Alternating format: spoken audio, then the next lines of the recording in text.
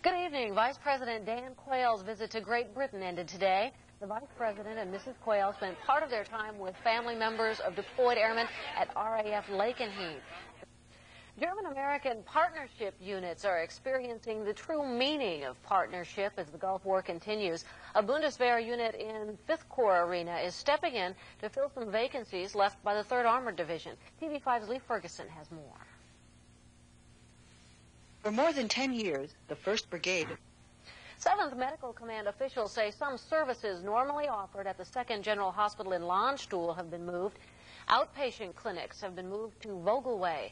Officials say the Vogelway Clinic has significantly expanded its space and medical staff and is open 24 hours a day. In addition, all active duty sick call for the Kaiserslautern military community has moved to Kleber Clinic. Well, tomorrow is Groundhog's Day. That's how some people predict the forecast for the rest of winter. But our weatherman prefers to use more scientific methods. Sergeant Rob Rios has our weather. Rob? Well, that's right, Pam. Good evening. Germany will give Britain over $500 million to help cover Gulf War expenses. Foreign Minister Hans-Dietrich Genscher made the announcement after meeting with British Foreign Secretary Douglas Hurd. The Bonn government will also give British forces military equipment.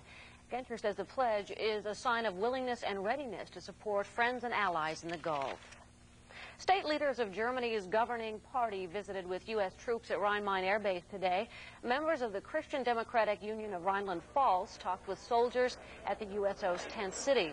Air Force officials say the delegation came to show their solidarity with the U.S. military and its role in Operation Desert Storm. Well, U.S. forces in Southwest Asia have had to acclimate themselves to a new environment. The Defense Department formulates guidance on desert conditions based on research.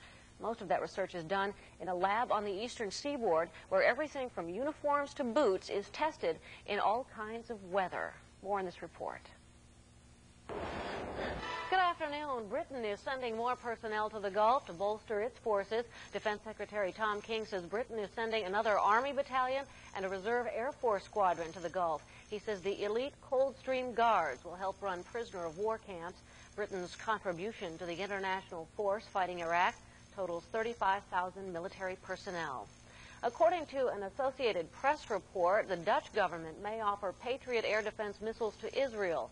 2 Dutch Air Force Patriot squadrons may be moved from Turkey if Israel continues to be attacked by Iraq. The Dutch have no offensive ground forces in the Gulf. About 1,000 demonstrators staged a protest outside the U.S. consulate in Amsterdam last night. Over 400 oil fires are still burning in Kuwait. 5 months ago, Secretary of the Army Michael Stone predicted it would take a year to extinguish them all. After a recent visit to the area, Stone says he's sticking to that prediction. In some areas of Kuwait, a dramatic ceremony marked the closing of the Bad Tolz military community. The 10th Special Forces, who've been stationed at Bad Tolz since 1953, will transfer to Panzerkaserne in Berlingen. Gail McCabe has the story.